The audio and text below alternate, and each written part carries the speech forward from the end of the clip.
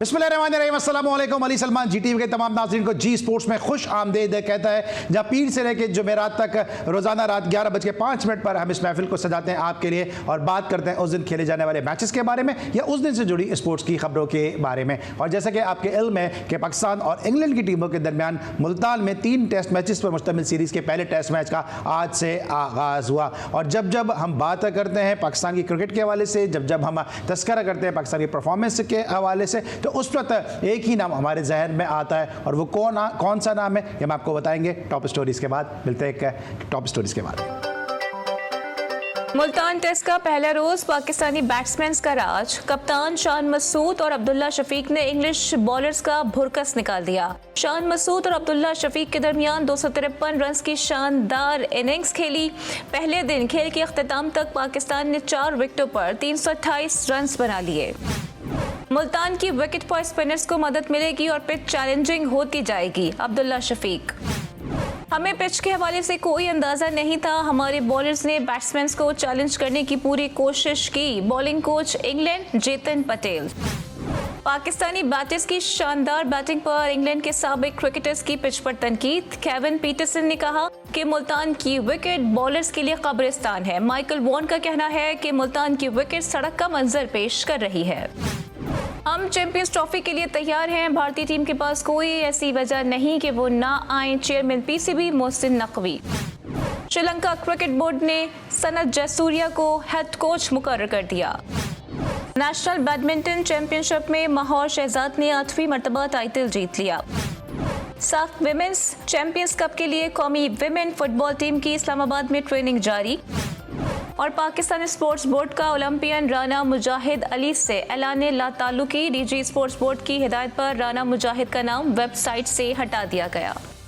जी नाज़रीन, ये थी आज की टॉप स्टोरीज और आपने देखा कि पाकिस्तान और इंग्लैंड के दरमियान सीरीज़ का पहला टेस्ट मैच, पहले दिन का खेल। और आज इस पहले टेस्ट मैच के पहले दिन के खेल को डिस्कस करने के लिए मेरे साथ मौजूद है पाकिस्तान के पहले, जी हाँ, पाकिस्तान के पहले इस लिहाज से कि जब पाकिस्तान ने अपने कैरियर, अपनी हिस्ट्री का जो है वो पहला एक रोज़ा मैच खेला, तो इन्होंने पाकिस्तान के लिए इनिंग का आगाज़ किया। और पहले 2 बैट्समैनों में से एक ये बैट्समैन थे कि जिन्होंने पाकिस्तान के लिए इनिंग का आगाज़ किया उस पहले एक रोज़ा मैच में। इसके अलावा पहले एक रोज़ा मैच के पहले बेस्ट बैट्समैन भी यही शख्सियत थे। इसके साथ साथ पाकिस्तान का जब मैं पहली मरतबा किसी बैट्समैन ने अगर हेलमेट का इस्तेमाल किया तो वो भी पहले यही थे कि जिन्होंने अगेंस्ट कपिल देव फैसलाबाद में हेलमेट का इस्तेमाल किया। और पाकिस्तान में जो अब आज आप देख रहे हैं कि कलर क्लॉथिंग होती है, पूरे पाकिस्तान में जो है कलर क्लॉथिंग में क्रिकेट खेली जाती है। तो अगर मैं ये कहूँ कि पाकिस्तान के कैरी पैकर हैं कि जिन्होंने पाकिस्तान में नाइट क्रिकेट का आगाज़ किया, तो इस लिहाज से भी ये पहले हैं कि जिन्होंने पाकिस्तान में नाइट क्रिकेट का आगाज़ किया। और ये सब रिकॉर्ड एक तरफ है, लेकिन इनका वो रिकॉर्ड जो इन्होंने ग्लॉस्टर की जानिब से खेलते हुए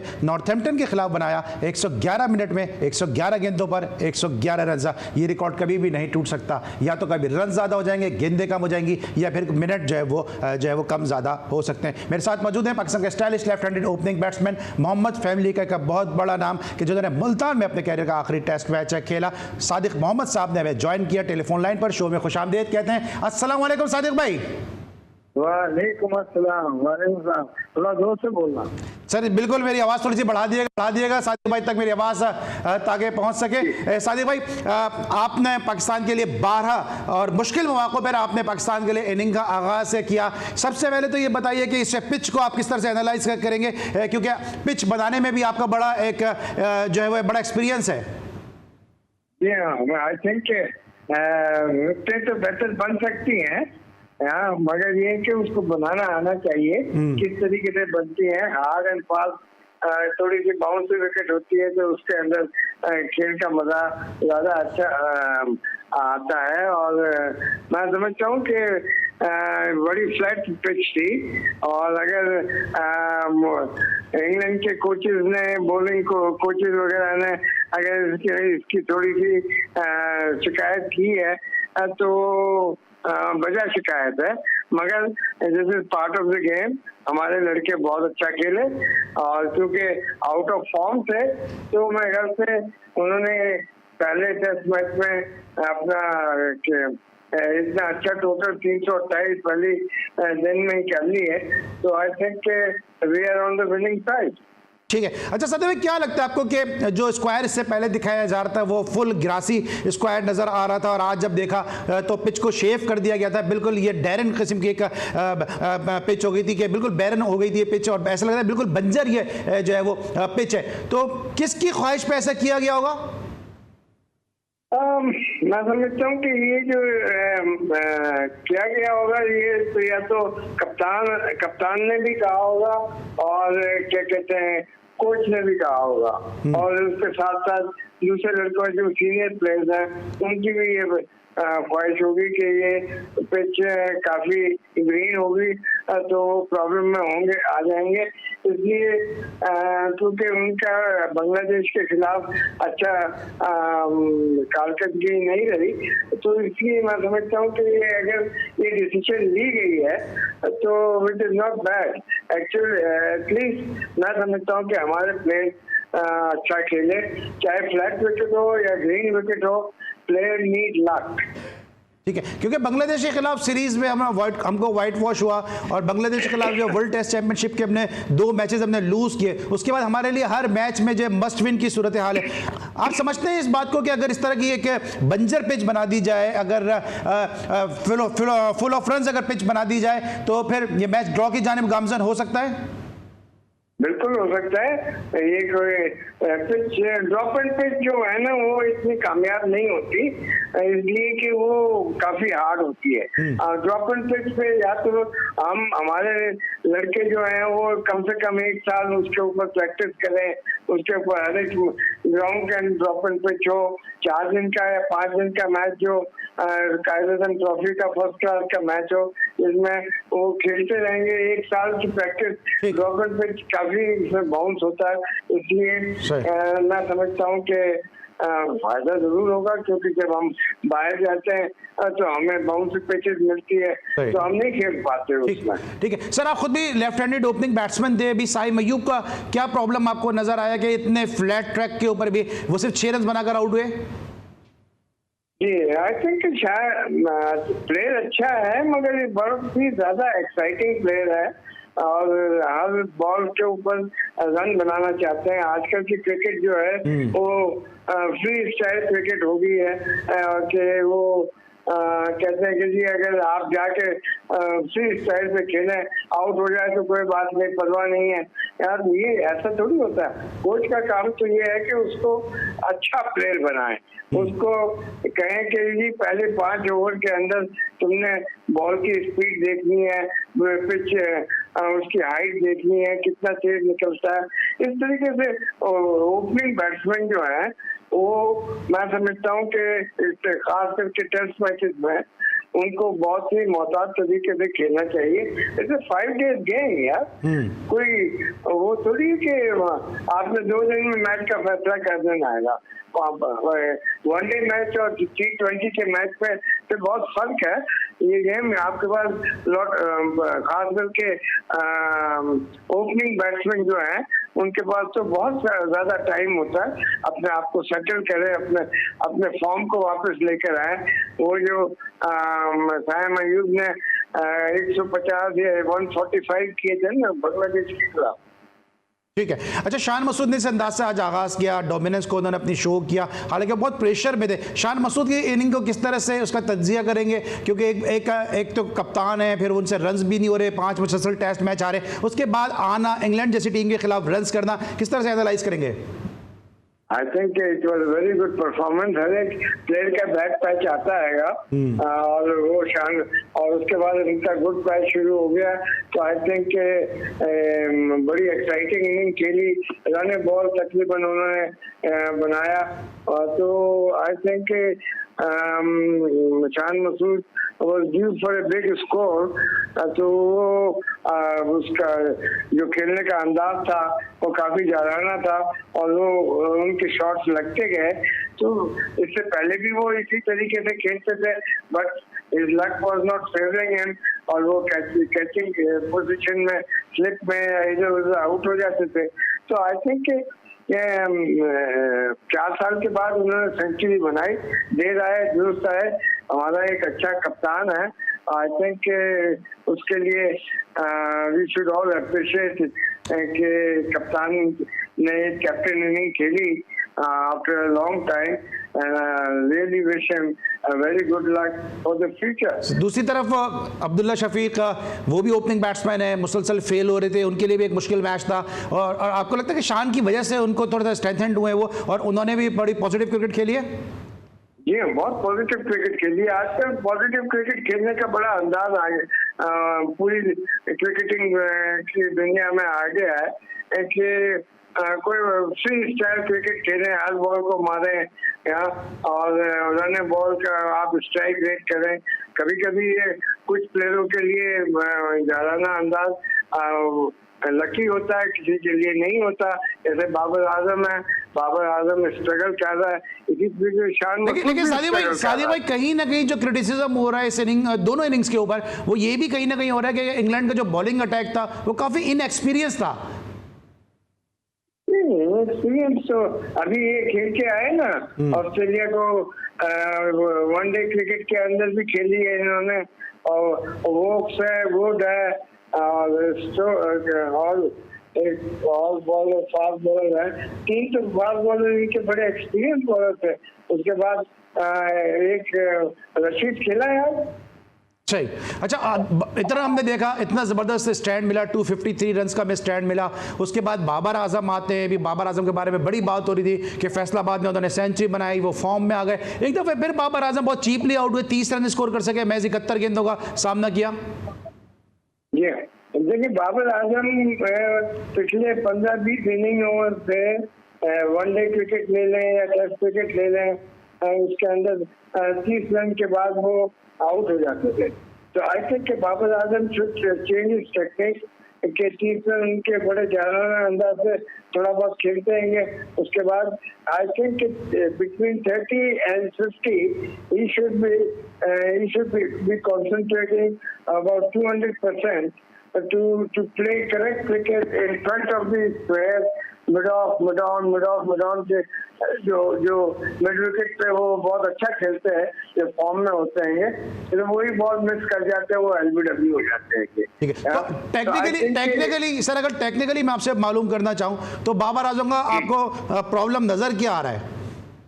प्रॉब्लम ये नजर आ रहा है कि वो टेक्निकली उसका जो खेलने का जो खास करके मिड ऑन की तरफ और बैकफुट के ऊपर इसके कवर पॉइंट की तरफ जो खेलते हैं, तो उनका फुटवर्क जो है वो ज्यादा पीछे जाता नहीं है, और जब वो फ्रंट फुट पे थोड़ा मिड विकेट वगैरह लंबा लॉन्ग बॉल के ऊपर वो मिड विकेट खेलने जाते हैं, तो उनका बैट जो है वो बंद हो जाता है। जो बंद हो जाता है तो वो मिस कर जाता है, और क्योंकि वो लाइन के अंदर मिडिल एंड लेग के बॉल को वो मिड विकेट पे खेलते हैं, तो वो खेलते बहुत अच्छा है।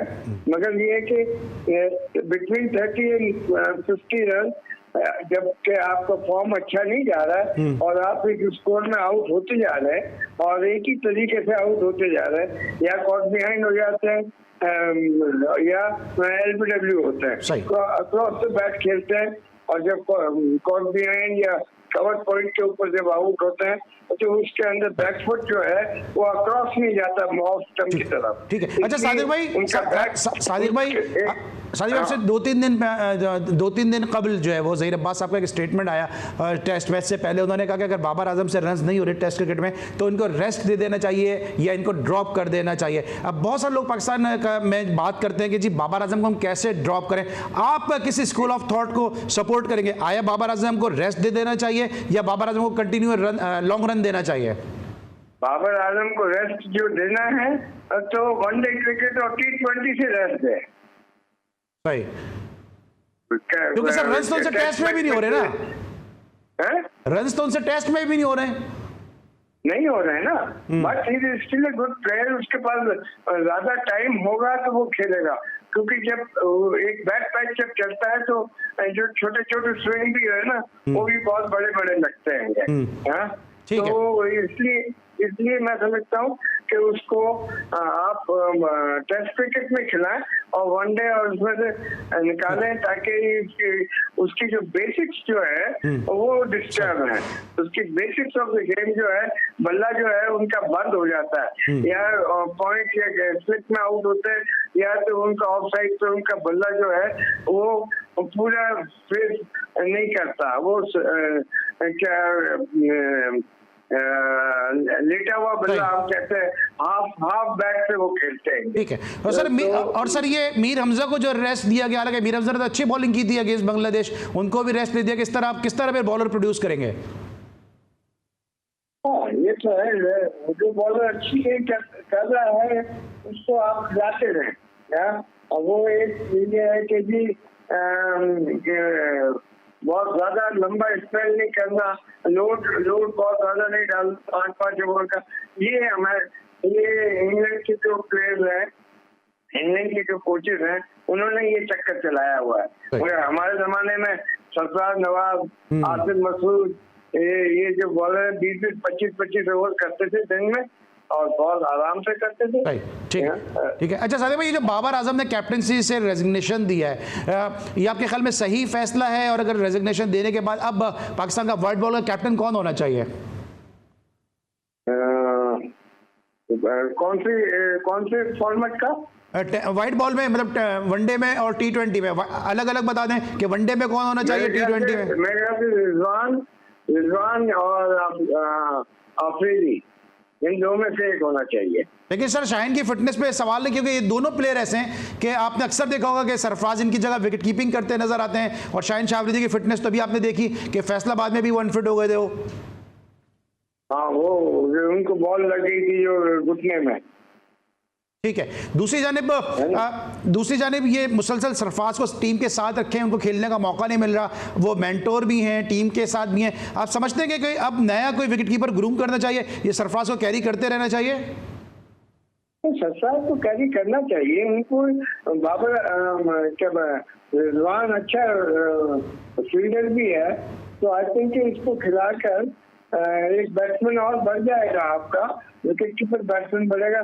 2 विकेट कीपर अगर खेल रहे हैं तो ऐसी कोई बात नहीं, मगर ये है कि सरफराज विकेट कीपिंग करे और रिजवान जो है as a good fielder and equally good batsman, तो वो काफी फायदेमंद होगा।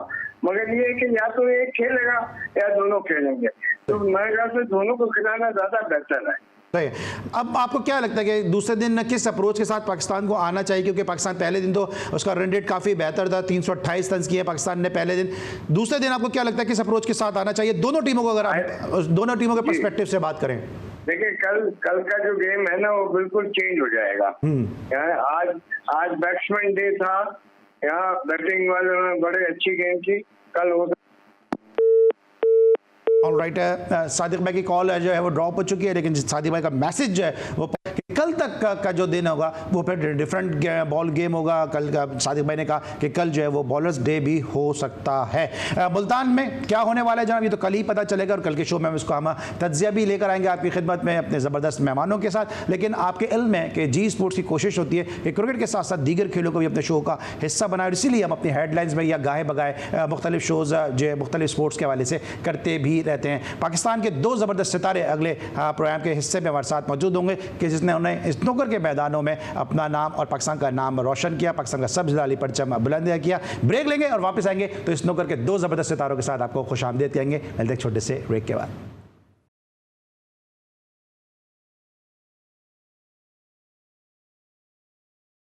Welcome back after the break. और ब्रेक पर जाने से पहले हमारे साथ मौजूद थे senior and seasoned cricketer Sadiq Mohammad साहब, और अब हमारे साथ आप मौजूद हैं पाकिस्तान के 2 ऐसे ट्विंकल ट्विंकल लिटिल स्टार के जो पाकिस्तान का नाम अपने तय जो है वो रोशन कर रहे हैं, पाकिस्तान का सब जिलाली परचम बुलंद कर रहे हैं। ना सिले की परवाह ना सताइश की तमन्ना, क्योंकि स्नूकर में पाकिस्तान के जो स्नूकर चैंपियन होते हैं उनके साथ जो ट्रीटमेंट हमारा होता है शायद वो इनके शाया निशान नहीं होता, लेकिन उसके बावजूद भी अपने तनहे तना और पाकिस्तान बिलियर्ड स्नूकर फेडरेशन की तवस्सुत से, उनकी मेहरबानियों से जो है ये स्नूकर के मैदानों में पाकिस्तान का नाम जो है वो बुलंद कर रहे हैं। मेरे लेफ्ट हैंड पे जो पर्सनैलिटी मौजूद हैं, ये पाकिस्तान के ज़बरदस्त स्नूकर प्लेयर हैं, साहिवाल से इनका ताल्लुक है और अभी रिसेंटली कतर में जो है वो ब्रॉन्ज मेडल जीत कर आए। मेरे साथ आप मौजूद हैं नसीम अख्तर, इनको शो में खुशामदीद कहते हैं। अस्सलाम वालेकुम नसीम, कैसे हैं आप? वालेकुम सलाम जी। थैंक यू सो मच, आपने हमें ज्वाइन किया। और जबकि मेरे राइट हैंड में जो शख्सियत मौजूद है, इससे पहले भी हमारे शो को रौनक बख्श चुके हैं, दुनिया के यंगेस्ट जो है वो स्नूकर चैंपियन है, चाइना के स्नूकर चैंपियन के बाद। और उसके बाद अभी ये भी नसीम के साथ जो है वो कतर में जो है पाकिस्तान के लिए ब्रॉन्ज मेडल जीत कर आए टीम इवेंट में,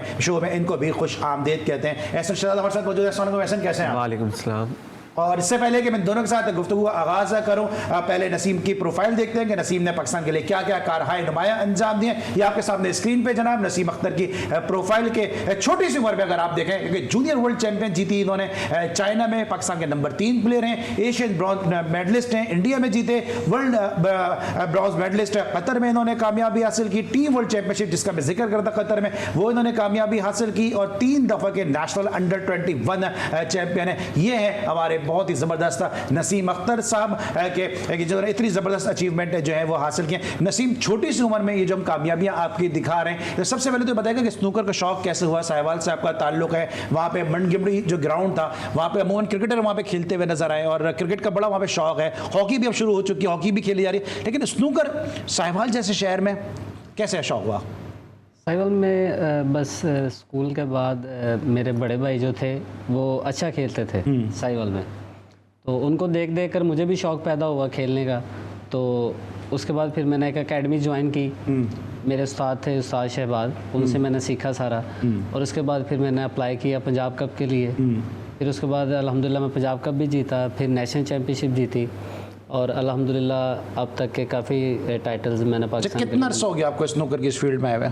तकरीबन 14 ईयर हो गया मुझे। 14 साल हो गए? हाँ जी, 14 साल। तो किस उम्र से शुरू किया था ये? मैंने स्टार्ट किया था तकरीबन 12 साल की एज में। ठीक है, हाँ जी।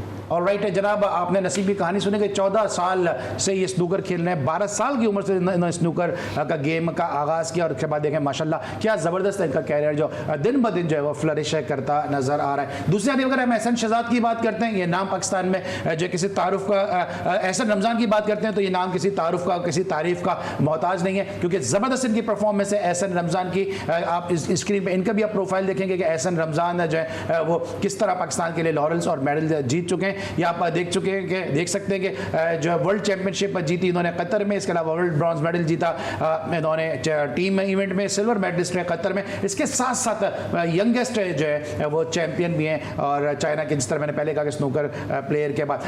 ऐसा ये जो अभी आप कतर में खेल कर आए, पहले तो बताइए एक्सपीरियंस आपका कैसा रहा, क्योंकि टीम इवेंट में आप दोनों ने पाकिस्तान को जो है वो ब्रॉन्ज मेडल जितवाया? देखिए बहुत अच्छा था, क्योंकि अकेले खेलना और साथ टीम को लेके चलना काफ़ी मुश्किल होता है। तो इससे पहले भी मैं पिछला भी टीम इवेंट खेल चुका था, तो लास्ट टाइम भी हम सेमीफाइनल में थे, तो नसीम भी मेरे साथ था। लेकिन मैं समझता हूँ कि टीम में खेलना ज़्यादा मुश्किल है, क्योंकि एक तो फ्रेम बहुत कम होते हैं, आपको 3 पॉइंट लेने होते हैं, और अगर आप एक गलती करते हैं तो साथ वाला प्लेयर जो है वो प्रेशर में आ जाता है। तो दोनों की जो कंडीशन थी वो अच्छी थी, एक दूसरे को समझ के खेला, तो हम बहुत अच्छा खेल रहे थे। क्वार्टर फाइनल में हमने अपने ही हमवतन पाकिस्तान की टीम थी उनको बीट किया, लेकिन वो कुछ हुआ ऐसा था कि हमसे एक मिस्टेक होगी, क्योंकि जो हमने क्वार्टर फाइनल खेला था वो तकरीबन 5 घंटे का मैच था। तो वो खेल के जैसे ही हमने सेमीफाइनल खेलना था तो उन्होंने 3 घंटे स्टे कर लिया था वो वाली टीम ने। तो टाइम कम था, तो मैंने ऐसे कहा कि कुछ खा ले।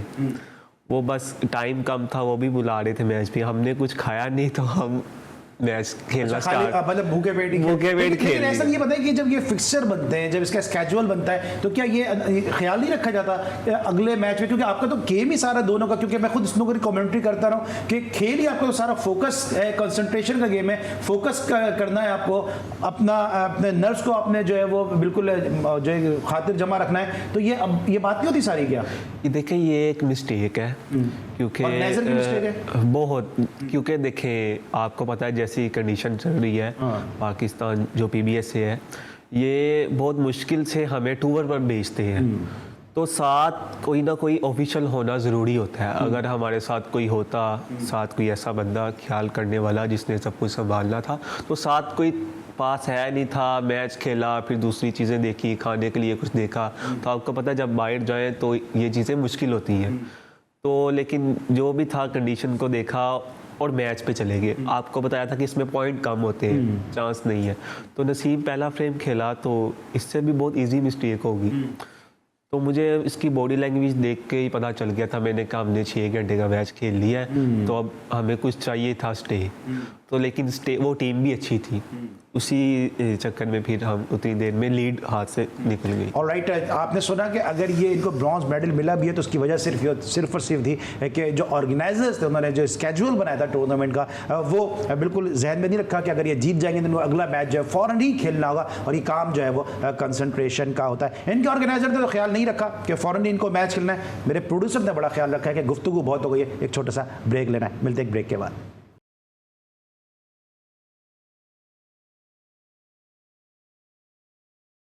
Welcome back after the break. और ब्रेक पर जाने से पहले बात करते हैं पाकिस्तान के दोनों स्नूकर के नामवर सितारों के साथ कि जो अपने अपनी जर्नी के हवाले से बता रहे थे। लेकिन आपके इल्म में कि जी स्पोर्ट्स में हम क्रिकेट स्पोर्ट्स और दीगर खेलों के हवाले से भी खबरें शामिल करते हैं और साथ साथ खिलाड़ियों से जुड़ी खबरों को भी शामिल करते हैं। और अभी ब्रेक में मेरे प्रोड्यूसर फैज़ान मुस्तफ़ा नकी ने एक बड़ी अफसोसनाक इत्तला दी कि पाकिस्तान के समय one day international cricketer Mahmood Hamid, जो अक्सर हमारे शोज़ में भी मौजूद होते हैं, उनकी वालदा जो है वो रज़ा इलाही से जो उनका इंतकाल हो गया। अल्लाह ताला उनकी मग़फ़रत फरमाए। और हम GTV की जानिब से, जी स्पोर्ट्स की जानिब से महमूद हामिद के गम में बराबर के शरीक हैं और दुआ गो हैं कि अल्लाह ताला उनकी वालदा को चवारे रहमत में जगह दें। और आप सबसे भी उनकी मग़फ़रत की दुआ की इल्तिमास करते हैं। लेकिन ज़िंदगी का काम है जनाब आगे बढ़ना, प्राइम को भी आगे बढ़ाते हैं। मेरे साथ जो दोनों नामवर सितारे मौजूद हैं, ये हम बड़े खुशनसीब है कि इस वक्त आज के रात के स्पैर ही हमारे साथ मौजूद हैं, क्योंकि सुबह इन दोनों को एक दूसरे के खिलाफ फाइनल भी खेलना है। जरा ये बताएं फाइनल की, नसीम पहले आपसे जानना चाहूँगा कि फाइनल आपने एक दूसरे के खिलाफ खेलना है, दोस्ती आप दोनों के दरमियान है, ये कितना मुश्किल है, कितना आसान हो जाता है कि जब दो दोस्त जो एक टीम में भी एक साथ खेल रहे होते हैं, एक दूसरे के गेम को भी समझ रहे होते हैं, वो फिर एक दूसरे के खिलाफ किसी बड़े इवेंट के फाइनल में मद्दे मुकाबिल होते हैं? जी, ये तो पार्ट ऑफ द गेम है। मेरा बेस्टी भी है एहसन, और हमने 7 टूर भी किए हैं, पाकिस्तान को रिप्रेजेंट किया हमने। लेकिन जब अपोनेंट समझ रहे, मैं भी उसके लिए ओपोनेंट हूँ, वो भी मेरे लिए ओपोनेंट है ग्राउंड में। तो कल मैच पे देखेंगे, लेकिन फीलिंग जो हमारी यही खुशी होती है, दोनों को खुशी है कि यार दोनों फाइनल में आए हैं। बाकी हार जीत वो बात की बात है कि टाइटल किसे मिलना है या ट्रॉफी किसे मिलनी है, ये बात की बात है। जो अच्छा खेलेगा वो जीत जाएगा और जिसकी लक चलेगी। लेकिन खुशी इस बात की है कि हम दोनों एक साथ फाइनल खेल रहे हैं। ठीक है। एहसन, आप किस तरह से देखेंगे कि आपका मैच नसीम के साथ है, क्योंकि अभी आप मुझे ब्रेक में बता रहे थे कि आपके जो राउंड के मैचेस हैं वो बड़े मुश्किल मैचेस आप खेलते हुए आए, अज्जत के साथ आप खेले हैं और दीगर प्लेयर के साथ आप खेलते हुए आए यहाँ तक। आप किस तरह इस फाइनल मैच को ले रहे हैं?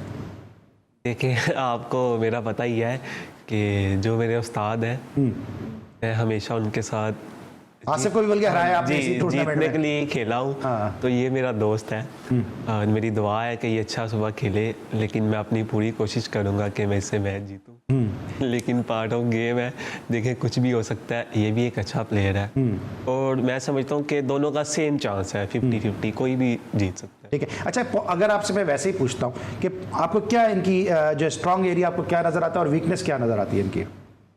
वीकनेस ये है कि एक तो मुझे पता है कि खाली पेट नहीं खेल सकते ये। नहीं, खाली पेट की बात नहीं है, ज़रा मेंटली थोड़ा सा ये वीक है, मतलब गेम प्लानिंग के हिसाब से। लेकिन माशाल्लाह इसका जो पोर्ट है वो बहुत अच्छा। ठीक है। नसीम, आपको क्या लगता है इनका? मुझे ना ज़रा थोड़ा सा, मैं अटैक खेलता हूँ, डिफेंस में मैं बहुत कम जाता हूँ। सही। लेकिन फर्स्ट के जो 2-3 फ्रेम होंगे, अगर मैं अटैक अच्छा कर गया तो इंशाल्लाह अच्छा खेला जाएगा। दो दोस्तों के दरमियान मुकाबला होने वाला है कल, और देखना ये कि अब कल अपनी हेडलाइन में हम जो है किसको जो है वो चैंपियन बनता हुआ देखेंगे और फिर आपको बताएंगे कि इन दोनों में से कौन जो है वो चैंपियन बना। अब दोनों से मेरा सवाल ये पहले एहसन आपसे है कि आप पाकिस्तान के रिकॉर्ड साज प्लेयर हैं, पाकिस्तान का आपने परचम बुलंद किया है बहुत ही कम उम्री में। पाकिस्तान इंडिया से कितना आगे, क्योंकि जब भी किसी स्पोर्ट्स की बात होती है तो पाकिस्तान और इंडिया का तकाबुल और कंपैरिजन जरूर होता है। स्नूकर के खेल में पाकिस्तान इंडिया से कितना आगे? देखें, कोई भी खेल है, हार जीत अलग चीज़ है, लेकिन वो लोग एक सिस्टम के साथ चल रहे हैं। ठीक अगर प्लेयर की कुछ ज़रूरियात हैं तो वो उन्होंने मेरिट पर रखी है, उनके पास डिपार्टमेंट है, वो उसको पूरा करते हैं। तो मैं समझता हूँ इसीलिए वो किसी न किसी चीज़ में हमसे बेहतर है। तो हमारे यहाँ पर ये है कि जो करना है अपनी मदद आपके तहत है। तो देखें कितने प्लेयर ज़ाया हो चुके हैं, तो मैं समझता हूँ कि जो बने हैं उन पे अल्लाह ताला की एक ख़ास रहमत थी इस वजह से, नहीं तो जैसा हमारा सिस्टम है इन्होंने तो हमेशा ही प्लेयर को ज़ाया किया। ठीक है। अच्छा नसीम, जिस तरह ये बता रहे हैं कि इस तरह हम बात करते हैं, हॉकी की बात कर लेते हैं, क्रिकेट की बात कर लेते हैं, या अपनी PSL उनकी IPL की बात कर लेते हैं, बड़ा डिफरेंस नज़र आता है हमें। स्नूकर में कितना डिफरेंस है? स्नूकर में जस्ट गवर्नमेंट को थोड़ा इंटरेस्ट लेने की ज़रूरत है, क्योंकि हमने जब से मैं स्नूकर खेल रहा हूँ तब से तकरीबन 8 गोल्ड मेडल हमारे प्लेयर्स लेके आए हैं, जिसमें मैं भी साथ था, और ब्रॉन्ज मेडल मैं आपको गिनवा नहीं सकता, सिल्वर भी साथ ही हैं। तो बाकी जो खेल हैं, दीगर जो स्पोर्ट्स हैं, उनको भी इतना ज़्यादा सपोर्ट नहीं किया जाता सिवाय क्रिकेट के। हम आउट ऑफ कंट्री में जाते हैं तो उनका एक शेड्यूल है, वो उनका कोई प्लेयर गोल्ड मेडल लेके आता है तो उसको एक हैंडसम अमाउंट देते हैं, वो फाइनेंशियली काफ़ी स्ट्रॉन्ग होते हैं वो प्लेयर्स, और उसी वजह से वो अच्छा परफॉर्म करते हैं। हमारी इधर से जो परेशानियां हैं वो हमें गेम नहीं खेलने देती, फोकस्ड हमारा पूरा नहीं होता गेम के ऊपर। मैं चाहता हूं कि प्लेयर्स को डिपार्टमेंट मिलें, गवर्नमेंट उनको सपोर्ट करे। हमारी जो एसोसिएशन है वो हमें सपोर्ट करती है, लेकिन जितना उनको फंड मिलता है उस हिसाब से वो आगे हमें सपोर्ट करते हैं। गवर्नमेंट अगर इन्वॉल्व नहीं होगी तो प्लेयर्स जैसे पहले ज़ाया हुए हैं आने वाले वक्त में भी ज़ाया होंगे। हमारा ये जुनून है, स्नूकर एक पैशन है, तो हम अपने जुनून को लेकर खेल रहे हैं कि हम पाकिस्तान के लिए मेडल लेके आएँ। हमारी पहचान है पाकिस्तान, तो हम सिर्फ पाकिस्तान की शान के लिए खेल रहे हैं, बाकी फाइनेंशियली और किसी तरफ से हमें सपोर्ट नहीं है किसी भी किसी। बिल्कुल सही कहा नसीब ने कि पाकिस्तान ब्लेड स्नूकर जो PBSF है, फेडरेशन है, पाकिस्तान ब्लेड स्नूकर फेडरेशन जो है, वो जिस तरह आलमगीर शेख साहब काम कर रहे हैं, एक से बढ़कर एक चैम्पियन पाकिस्तान को प्रोवाइड कर रहे हैं, लेकिन हुकूमत की सरपरस्ती की उनको भी ज़रूरत है, स्नूकर के इस खेल को भी ज़रूरत है, और इन दोनों नौजवान खिलाड़ियों को भी ज़रूरत है। कौन सा आप समझते हैं कि अगर जॉब की अगर बात की जाए तो क्या आप कहीं जॉब कर रहे हैं अभी, या आप सिर्फ एमेचर ही खेल रहे हैं? दोनों से मेरा सवाल है। जी एहसन जी, मेरे साथ तो अल्लाह का शुक्र, जितना शुक्र अदा करूँ कम है कि पाकिस्तान में एक वादा था जो मेरे साथ वफा हुआ। जब मैं वर्ल्ड चैम्पियन बनकर आया था तो पाकिस्तान रेंजर्स पंजाब की तरफ से जो DG थे उस टाइम, उन्होंने मेरे साथ वादा किया था, बेटा कि जिस दिन आप 18 साल के होंगे तो आप हमारे हो। तो अल्लाह ताला 18 साल होंगे तो आप हमारे हैं? हाँ जी। अच्छा। तो तब 16 साल एज थी, तो मैंने कहा यार 2 साल पढ़े हैं तो पता नहीं क्या होगा। तो 2 साल में मुझे कोई डिपार्टमेंट भी नहीं मिला। सही। तो जैसे ही मैं 18 का हुआ तो उनका जितना शुक्रिया अदा करूँ कम है कि मैं सोच भी नहीं सकता था कि ये वादा वफा होगा। ठीक है, लेकिन 17 साल में तो आप किसी और के हो गए थे। जी बिल्कुल हो गया था, लेकिन फिर खो गया था। हो गए थे और फिर खो भी गए थे। और नसीब आप बताइए जल्दी से कि आप क्या भी जॉब वगैरह है आपके पास, या आप ऐसे ही खेल रहे हैं? नहीं, फ़िलहाल तो मेरे पास एक पार्लर है, उससे बस अपने घर की जो ज़रूरत है उसको पूरा कर रहा हूँ। डिपार्टमेंट मेरे पास कोई भी नहीं है। नेशनल बैंक था, लेकिन उस 1 साल मुझे उधर से डिपार्टमेंट में 4 साल हो गए तकरीबन बंद हो गया, तो डिपार्टमेंट फ़िलहाल कोई भी नहीं है। हाँ जी। लेकिन हम दुआ करते हैं अपने प्राइवेट की तवज्जुह से, अरबाब इख्तियार से अपील भी करते हैं कि दोनों ना सिर्फ ये कि स्नूकर के इन दोनों चैंपियंस के ऊपर जो है वो ज़रूर अपना दस्ते शफ़क़त रखें, और इनके अलावा दीगर और भी प्लेयर हैं जो दीगर स्पोर्ट्स से ताल्लुक़ रखते हैं, उन पर दस्ते शफ़क़त रखें, क्योंकि इस तरह एक अरशद नदीम हमें जो है वो मेडल जितवा सकता है। तो ये दोनों तो मुसलसल जो है वो पाकिस्तान को कामयाबियाँ दिलवा रहे हैं। ऐसा ना पहले भी हमारे शो में आए, स्नूकर के हवाले से जो जी स्पोर्ट्स का रोल है, इसके हवाले से क्या कहेंगे? देखिए, मैं सिर्फ स्नूकर के लिए नहीं बात करना चाहता, सब खेल एक जैसे हैं। या अगर कोई वर्ल्ड चैम्पियन बनता है या एशियन चैम्पियन बनता है तो वो सेम है सब के लिए। मैंने पहले भी ये रिक्वेस्ट की थी, ठीक है, कि गवर्नमेंट को चाहिए एक सिस्टम सेट कर दे, ठीक है। कोई भी अगर बंदा अगर वर्ल्ड चैम्पियन बनकर आता है या एशियन चैम्पियन बनता है तो उसे पता हो कि यार मैं वापस आऊँगा, मुझे ये मिलेगा। यहाँ पर सबसे बड़ी गलती यही है कि जब प्लेयर कुछ बनकर वापस आता है ना, उससे नहीं पता होता कि उसके साथ क्या होना है। मैं वाहिद ऐसा प्लेयर हूँ कि जिसने 2 साल में पाकिस्तान के लिए 8 मेडल जीते, ठीक है। और जब मैंने एशियन चैम्पियनशिप जीती थी तो मैंने जाने से 2 दिन पहले मैं PM सर से मिल के गया था। सही। तो मैंने कहा था सर ये मैं टूर्नामेंट जीत कर आऊँगा। तो उन्होंने कहा बेटा कि मुझे उम्मीद है कि आप जीत कर आओ, फिर इंशाल्लाह मिलते नहीं हैं। बिल्कुल सही है, और अब इंशाल्लाह आप जीत कर आएंगे इंशाल्लाह, और हम अपने प्रोग्राम में आप जैसे लोगों को और प्रमोट करते रहेंगे, सपोर्ट करते रहेंगे। गवर्नमेंट को भी चाहिए अपना फर्ज जो है वो अदा करे। Thank you so much Ehsan, thank you so much Naseem, हमारे साथ आप मौजूद थे आज के लिए। बस इतना ही। कल हमारे साथ चूँकि टेस्ट मैच का दूसरा दिन है तो बेंगलोर के हीरो तौसीफ अहमद साहब हमारे शो के मेहमान खुसूसी होंगे। कल तक के लिए अली सलमान को पूरी प्रोडक्शन टीम के साथ और इन दोनों चैंपियन के साथ इजाज़त दीजिए। अल्लाह हाफ़िज़।